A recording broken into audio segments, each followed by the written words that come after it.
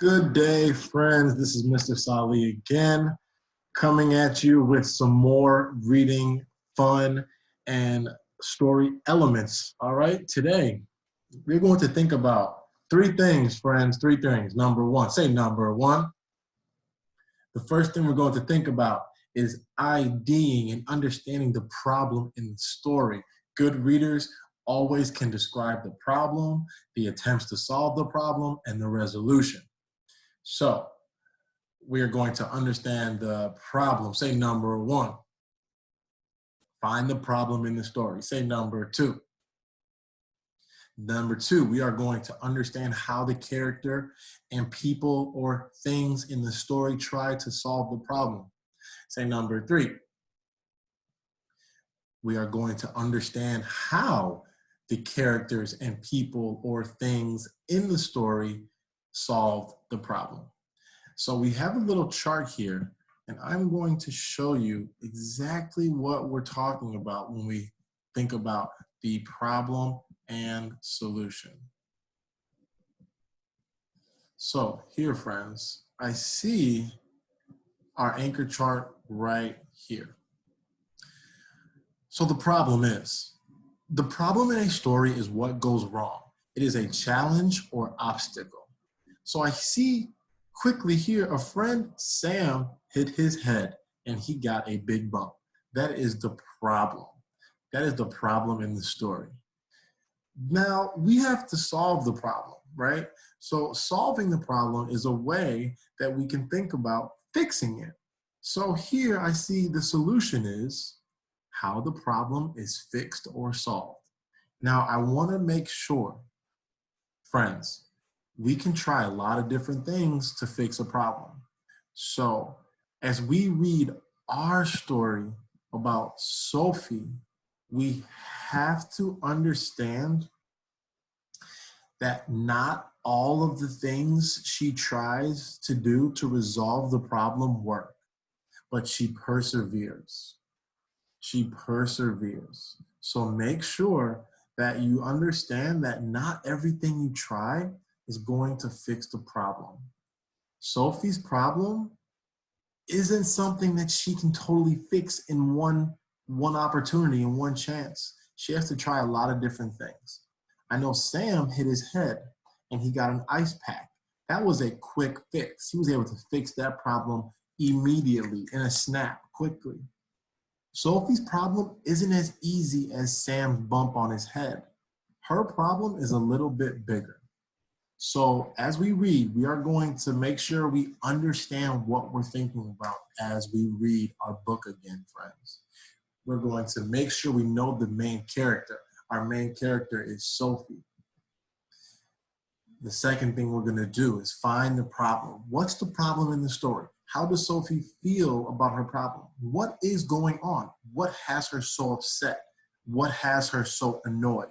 What is Sophie's problem? Then we are going to think about, throughout the story, all the different things that Sophie does to try to resolve the problem.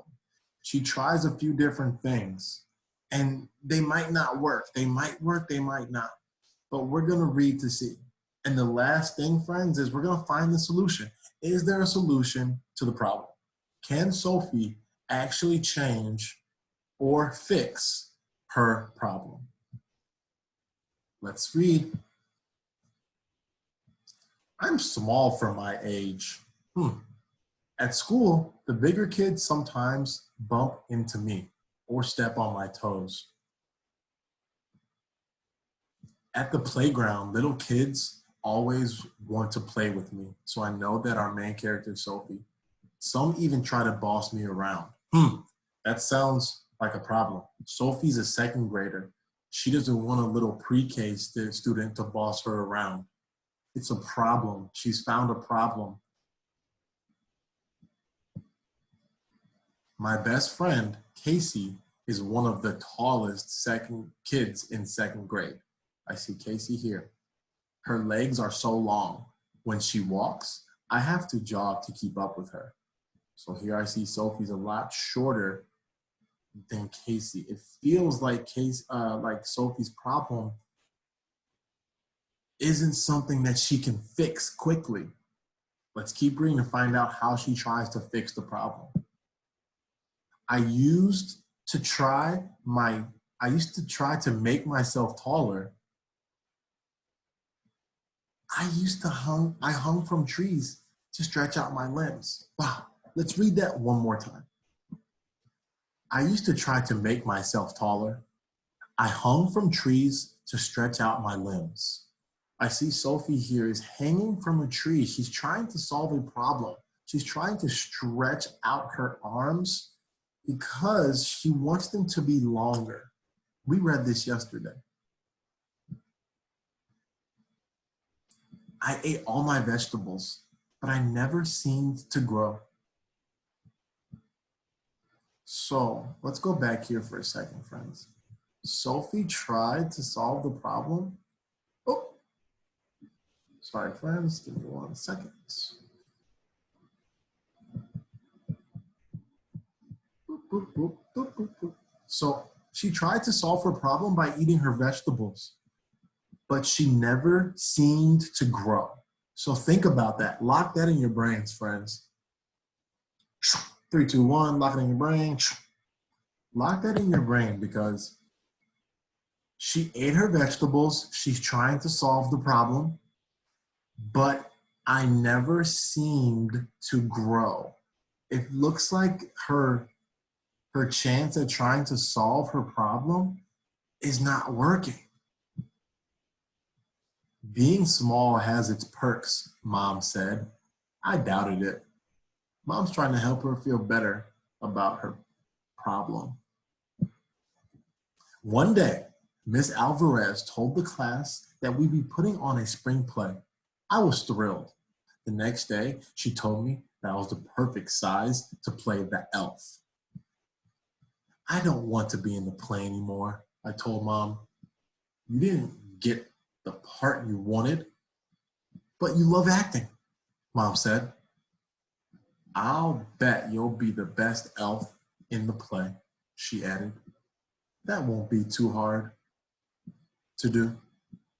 I thought, I'm the only elf in the play.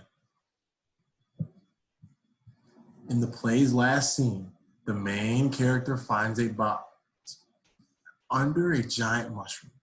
When she opens it, a dog jumps out. Oh, there's the dog. Miss Alvarez's dog, Prince, played the dog role. She brought him to all the rehearsals. He liked all of the kids, but he seemed to like me the best. The night of the show, Prince jumped out as planned. He jumped into the giant mushroom, though, which fell over. Oh, there it is. Then he leaped off the stage and disappeared underneath it. Bye, Prince. So that's another problem. So now there's another problem within Sophie's life. She's in a play and she can't get the dog underneath the stage. How is Sophie going to be able to solve this problem? Miss Alvarez called him, but he whimpered and would not come. How are we going to get him out of there? I see a problem at the end of the story. How is this going to be solved? It's small enough to get, I'm small enough, excuse me, friends. I'm small enough to get him, I said. I crawled under the stage, through the dust and the cobwebs, until I reached him. Prince licked my face. Wow, so she was small enough to get under the stage and get the dog. Because she was small, she was able to do this. When we came out, the audience clapped and cheered. In fact, we got more applause than the stars at the end of the show. My parents were proud, and so was I. After that, I stopped worrying so much about my size. In fact, I decided that my mom was right. Being small has its perks.